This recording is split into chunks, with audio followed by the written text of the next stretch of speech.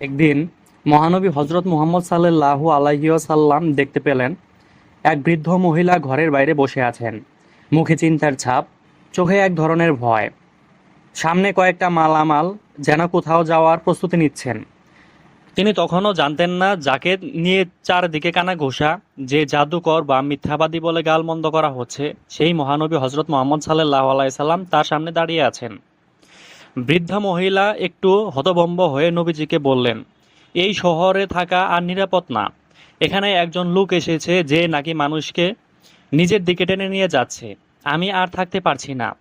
মহানবী সাল্লাল্লাহু আলাইহি ওয়াসাল্লাম বিনয়ভাবে জিজ্ঞাসা করলেন, আম্মা, যদি আপনি অনুমতি দেন আমি কি আপনাকে সাহায্য করতে পারি? বৃদ্ধা খানিক ভেবে বললেন, ঠিক আছে বেটা, যদি মালামালগুলো উঠিয়ে দাও তো অনেক উপকার হবে। নবীজি সাল্লাল্লাহু আলাইহি ওয়াসাল্লাম মালপত্র কাঁধে তুলে নিলেন আর বৃদ্ধাকে সঙ্গে নিয়ে হাঁটতে লাগলেন।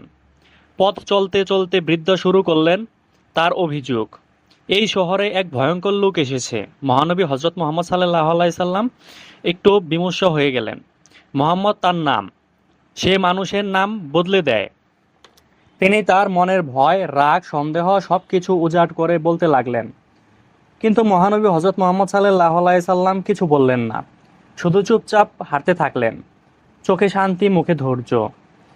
গন্তব্যে পৌঁছে মহানবী সাল্লাল্লাহু আলাইহি সাল্লাম মালগুলো নামিয়ে দিলেন। বৃদ্ধা অবাক হয়ে জিজ্ঞাসা করলেন, তুমি কে বেটা? নবীজি হেসে বললেন, আমার নাম জানলেই বা কি? আল্লাহ আমাদের সবার গন্তব্য। বৃদ্ধ মহিলা বললেন, না না, আমি তোমার নাম জানতেই চাই।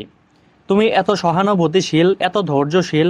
নবীজি তখন বললেন, আম্মা, আমি সেই মুহাম্মদ। এই কথা শোনার সঙ্গে সঙ্গে বৃদ্ধার চোখে জল এসে গেল। তিনি কেঁপে উঠলেন।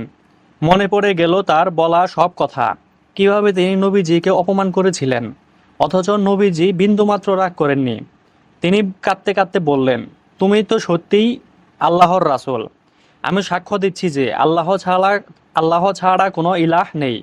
তুমি তার রাসূল। দর্শক, ঘটনাটি যদি আপনাদের ভালো লাগে, চ্যানেলটি অবশ্যই সাবস্ক্রাইব করে দিবেন। এরকম ভিডিও পেতে চ্যানেলটি সাবস্ক্রাইব করে দিয়ে পাশে থাকা বেল আইকন ক্লিক করে দিন। আপনাদেরকে অসংখ্য ধন্যবাদ। আসসালামু আলাইকুম।